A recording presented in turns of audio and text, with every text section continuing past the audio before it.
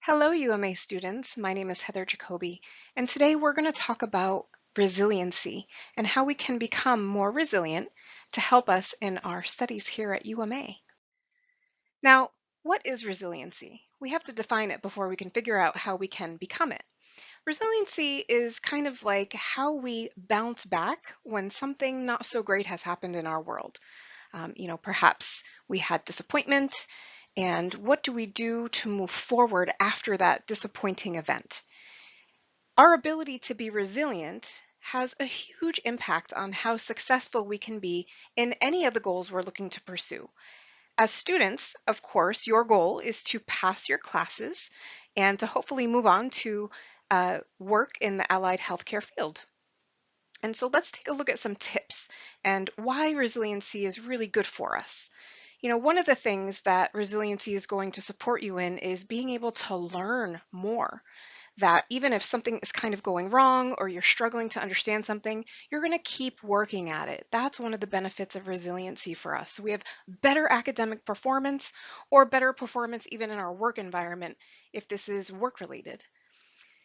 It helps us to be present, right? So when we're resilient, we're less likely to want to call out sick or have to take a lot of mental health days.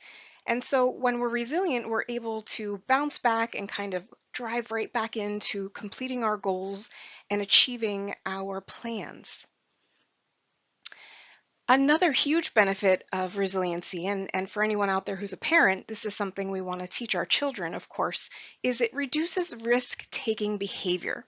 And things like smoking or drinking or using drugs or engaging in really risky relationships, those are things we want to make sure we avoid because those are some coping skills, but they're really not going to help us be successful students or successful employees later on down the line. And of course, when we're resilient, we're better able to participate in our communities, with our families, and really be there for them. So we can see there's a lot of benefits to being resilient. And last but not least, it actually extends your life. And we want to have long, healthy, happy lives, helping others, supporting others, and having resiliency allows us to have a nice, long, healthy life. Now let's take a look at some steps that we can take actively to increase resiliency in our life. The first one is we can accept change. Change is inevitable. As human beings, our brains are kind of wired to want to keep things the same, keep things safe, keep things predictable. But change is going to happen no matter what. If anything in the last, year and a half has told us is change can happen really quickly, and our ability to adapt to it really helps set us up for success. Always look for opportunities to learn. For me, I like to share with my clients when I'm working with them that every interaction we have is an opportunity for us to self-assess, become more self-aware, and then hopefully make some changes where needed so we can feel better about the way we're doing things in life. Take charge, right? So your own life, your own career, try to set boundaries with other people who might be trying to steal away your time. Let's say you have a plan to study and do your test for the week. Let's not let anybody distract us from that. So maybe somebody calls up and says, hey, do you think you give me a ride to the store? It's okay to say, I can't do that right now, but maybe at this time I can, and really take charge and stick to your schedule. For those of you who are at UMA, I hope you have a dream and a purpose already. But if you're not quite sure, find that purpose. Find what is it that really ignites your passion, your joy, and then go for it, right? Go after it.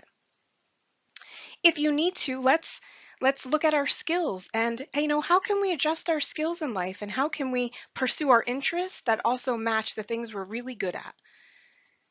And always take time to reflect.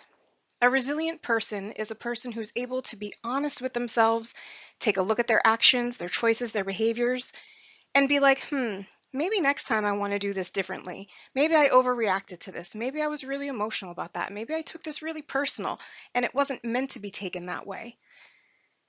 And by being reflective, we're able to then hopefully cultivate deeper relationships with friends, family, people around us.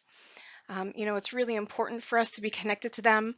And I know I'm not going in the order of what you see here, but certainly all of these things go together. Last but not least, we want to take a look at ourselves. Who am I? What are the things I want to achieve in my life? And how am I going to do that? And by doing all of these things and kind of putting them together, it allows you to be more resilient in the face of adversity or challenge. I hope this was helpful for all of you. Have an amazing week and have successful studies.